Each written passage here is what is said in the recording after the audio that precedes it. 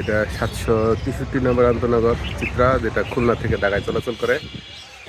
খুলনা, যশোর, চুয়াডাঙ্গা এই অঞ্চলগুলো থেকে যতগুলা ট্রেন ঢাকায় চলাচল করে, তার মধ্যে প্রায় সবগুলা ট্রেনই এখন পদ্মা সেতু হয়ে গেছে। পদ্মা সেতু দিয়ে ঢাকায় চলে যায়। এই 3 ঘন্টার মতো সময় লাগে, এই 4 ঘন্টার মতো অন্য ওই ট্রেনগুলোতে। কিন্তু একমাত্র এই চিত্রা ট্রেনটা এইটা রয়ে গেছে এই রোডে, যেটা যমুনা সেতু হয়ে যায়।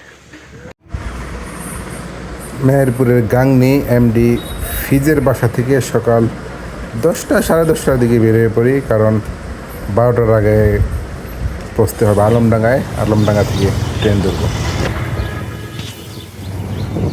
এই সেই ব্রিটিশ আমলের লাল বিল্ডিং, আর এটা হচ্ছে আলমডাঙ্গা স্টেশন, বাংলাদেশের প্রথম দোতলা স্টেশন। এটা এই মূল যে রাস্তা, এখান থেকে প্রায় 15-16 ফিট উপরে রেল লাইন। আর এটা হচ্ছে আলমডাঙ্গার পুরাতন লাল বিল্ডিং।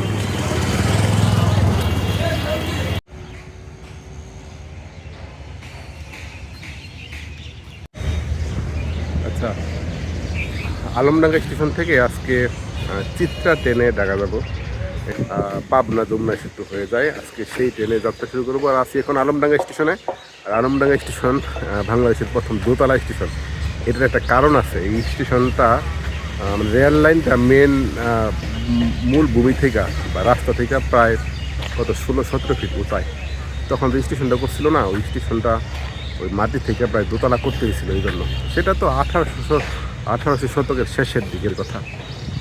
তো যাই হোক, ট্রেন আসতেছে, ট্রেনে উঠে যাবো ঢাকা পর্যন্ত। লোকোমোটিভ হচ্ছে 66 সিরিজের এবং আমেরিকান লোকোমোটিভ, ভাই। এবং দীর্ঘদিন পরে আমি এই রুটে ট্রেন ভ্রমণ করবো। আর আমার সর্বপ্রথম আন্তনগর ট্রেনটা ছিল বাংলাদেশে ভ্রমণ করেছিলাম, সেটা হচ্ছে এই ট্রেন। তখন এর কোচ ছিল হচ্ছে এইচবি, মানে ইন্ডিয়ান কোচ। বাট এখন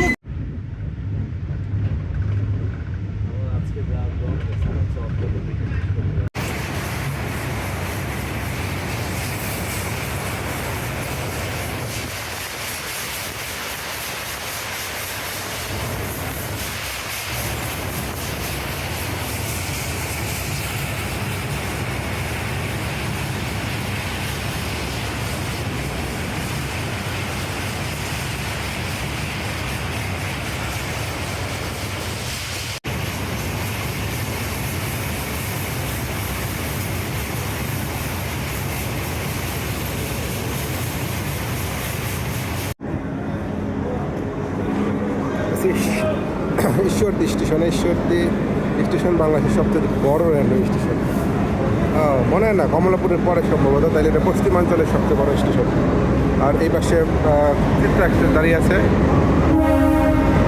আর এইটা এদিকে গেল।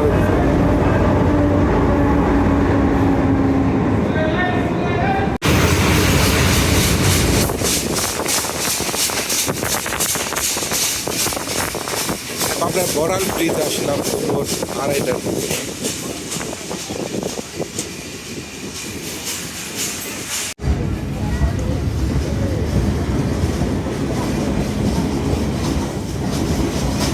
আচ্ছা, দুপুর 2:30টা, 2:34 বাজে। এখন বড়াল ব্রিজ স্টেশন ছাড়লাম। আমাদের পরবর্তী স্টপেজ তাজমহল।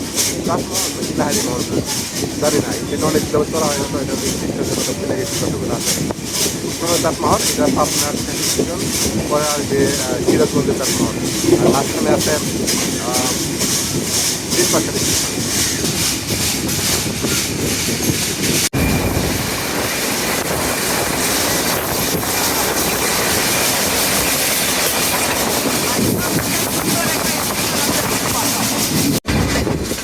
প্রায় দুপুর শেষে বিকেল গড়িয়ে বিকেল 3:26 ট্রেন প্রবেশ করতেছে জামতলী স্টেশনে, সিরাজগঞ্জের জামতলী।